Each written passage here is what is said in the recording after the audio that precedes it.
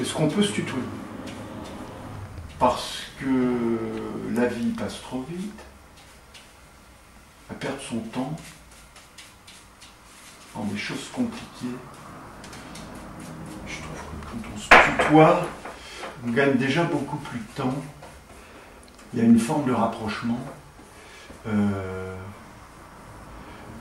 Par contre, tu te ramasses quand même des gamelles. Ça m'est arrivé avec un architecte, donc dans cette autre vie.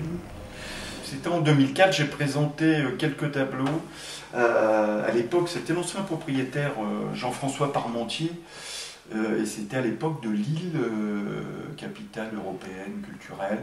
Il m'a dit, bah, ça me plaît parce que ça ressemble à rien. Et c'est là-dessus que j'ai fait mon petit discours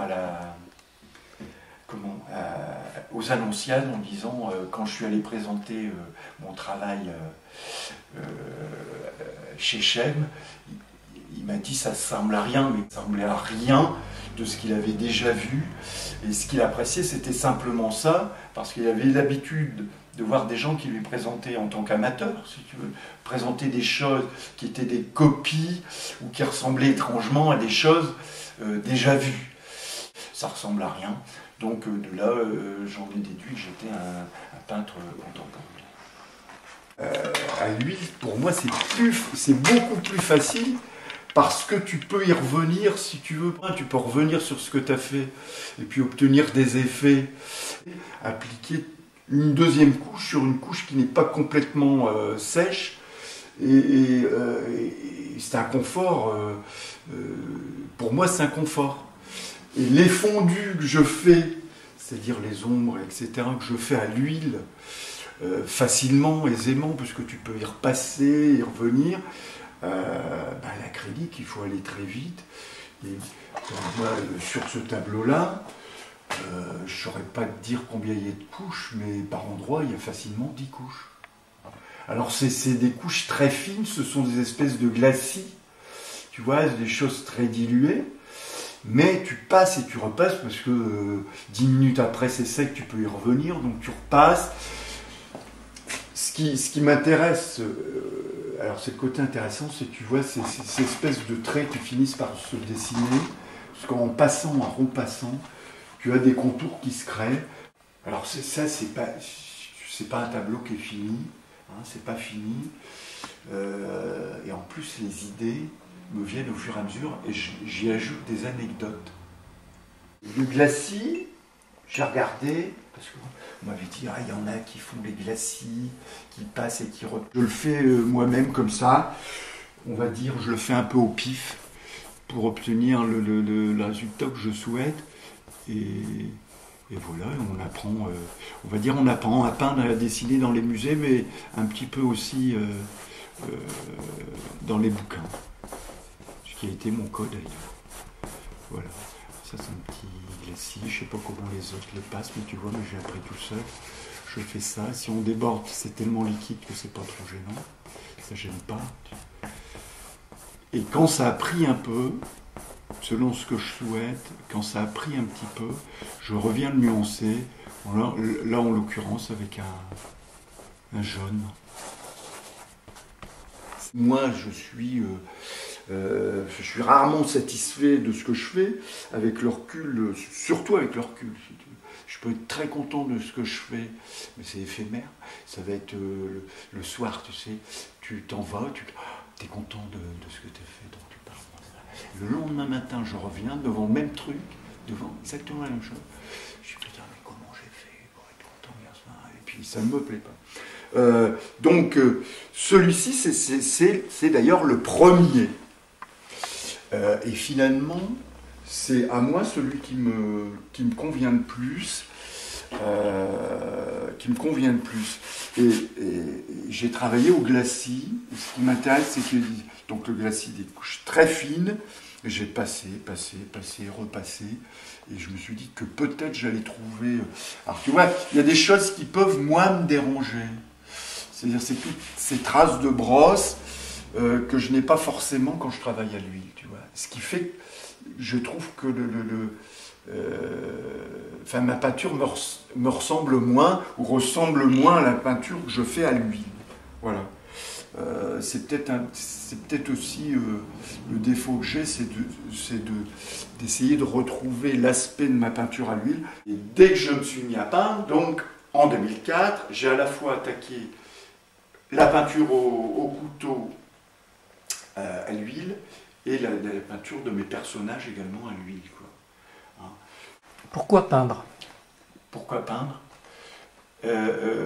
À moi, c'est une passion. Mon regret, c'est-à-dire, j'ai pas fait les études parce que j'étais pas doué pour les études.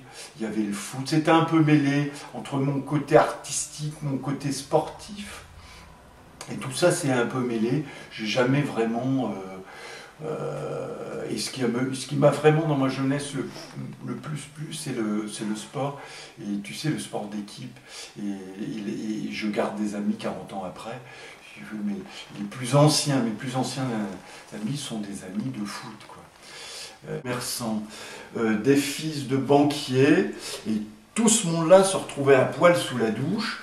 Et donc on avait plein de copains qui venaient du plateau, du chemin vert, et j'ai retrouvé un peu cet état d'esprit à l'armée, où finalement on se retrouvait à poil sous la douche aussi. Et puis tu avais des mecs de tous les horizons, géographiques et sociaux, et t'étais emporté. Moi j'étais emporté par ces mecs-là qui étaient capables de tout. Quoi. Mais dans le bon sens, quoi.